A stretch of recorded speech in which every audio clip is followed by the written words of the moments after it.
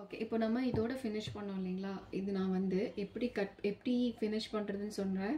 இது வந்து இன்டூ 3 பண்ணோம், லைனிங் வந்து இன்டூ 2 தான் பண்ணோம். ஸோ எல்லாமே சேர்ந்து ஏ லைன் மாதிரி இப்படி அடிக்கும்போது இந்த அகலம் வந்து நம்மளுக்கு பத்தாது. ஸோ அதனால் இந்த லைனிங் எப்படி பிடிச்சி, இது வந்து குட் சைட். நம்ம வந்து ஃப்ராக்கை நல்லா திருப்பி மேலே போட்டுருக்கோம். இது என்ன பண்ணணும், ஃப்ரண்ட்டை மேலே தூக்கிடணும், பேக்கை மேலே தூக்கிடணும்.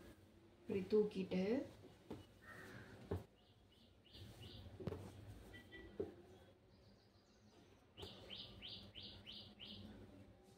இந்த உள்ளே தெரியுது இல்லைங்களா, இதையே இப்படி மடிச்சுக்கணும். இந்த விஷயத்தை இப்படி மடிச்சுக்கணும், இந்த யோக்கை இப்படி மடிச்சுக்கணும். இது இப்படி போட்டுடணும். இப்படி போட்டுட்டு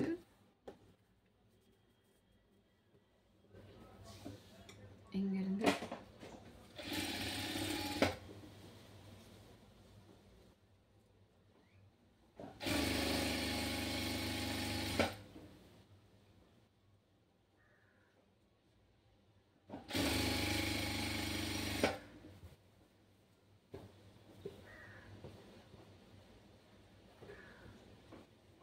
இங்கே வரும்போது, இந்த கார்னர் வரும்போது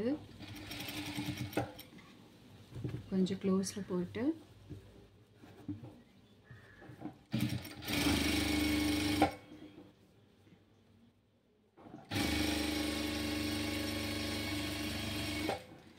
இதே மாதிரி 2 சைடுமே பண்ணுறோம். அந்த சைடும் பண்ணலாம். எடுத்துட்டு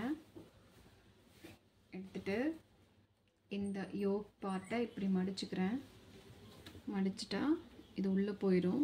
நம்மளுக்கு இது மட்டும்தான் இருக்கும்.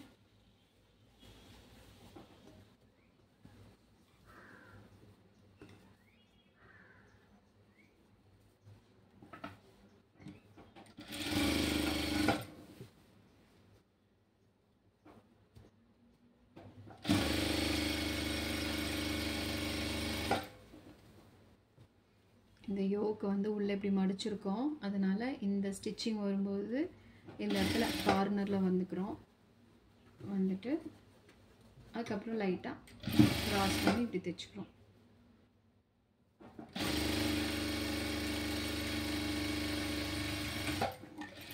இப்போ நம்ம லைனிங்கில் 1 inch, நான் 1 inch தான் லைனிங் கொடுத்தேன். எவ்வளோ சீம்ஸ் கொடுக்கணுமோ அந்த சீம்ஸ் முடிச்சிட்டேன்.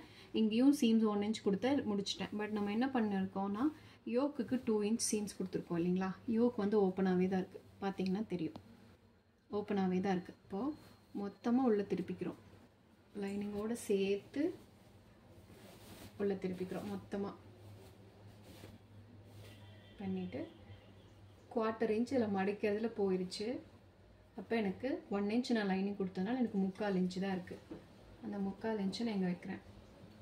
ஓகே, பண்ணிவிட்டு இந்த லைனிங், இந்த ஸ்டிச் தெரியுது இல்லைங்களா, இந்த ஸ்டிச்சு அதே மாதிரி உள்ள பார்த்தீங்கன்னா தெரியும்.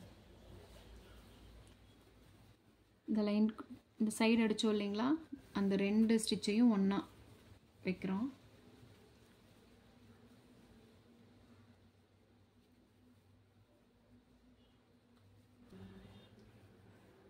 இப்போ இங்கே லைன் இருக்குது. இதே மாதிரி ஸ்டிச்சஸ் வந்து மெயின் ஃபேப்ரிக்லேயும் இருக்கும். இந்த ஸ்டிச் இருக்குது இல்லைங்களா, இந்த ஸ்டிச் வந்து மெயின் ஃபேப்ரிக்லேயும் இருக்கும். ஸோ 2 ஸ்டிச்சையும் வந்து ஒரே லைனில் வச்சுக்கிறோம். உள்ளே வச்சுட்டு இப்படி பிடிச்சிட்டு எக்ஸஸாக இருக்கிற துணியெல்லாம் இப்படி தள்ளிடுறோம்.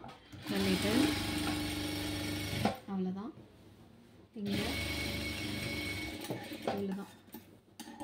இன்னொரு தடவை சொல்கிறேன் இந்த பக்கம். இப்போ நம்ம மேலே இப்படி அடிக்கும்போது ப்ராப்பராக இப்படி பண்ணிவிட்டு 3/4 inchக்கு அடிக்கணும். இந்த ஸ்டிச் இருக்குது லைனிங்கில், அதே ஸ்டிச்சு மெயின் ஃபேப்ரிக்லேயும் இருக்கும். அந்த 2ஐயும் ஒன்றா வைக்கிறோம். ஒன்றா வச்சு பிடிச்சிட்டு மீதி ஃபேப்ரிக்லாம் இப்படி தள்ளிடுறோம். உள்ளே இருக்கிற மெயின் ஃபேப்ரிக் எல்லாமே தள்ளிட்டு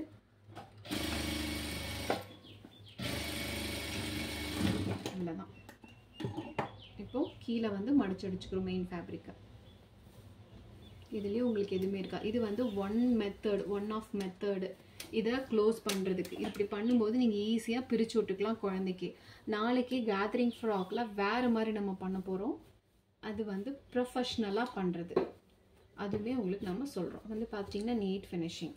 உங்களுக்கு லைனிங்கும் முட்டலை, மெயின் ஃபேப்ரிக்கும் முட்டலை. உள்ளே பார்க்கும்போது எல்லாமே உங்களுக்கு இன்விசிபிள் ஸ்டிச் தான், எந்த ஸ்டிச்சுமே வெளியில் வரல. ஸோ ப்ராப்பராக kids frock, normal frock ready ஆயிடுச்சு. இவ்வளோ தான் லைனிங் அட்டாச் பண்ணுறது.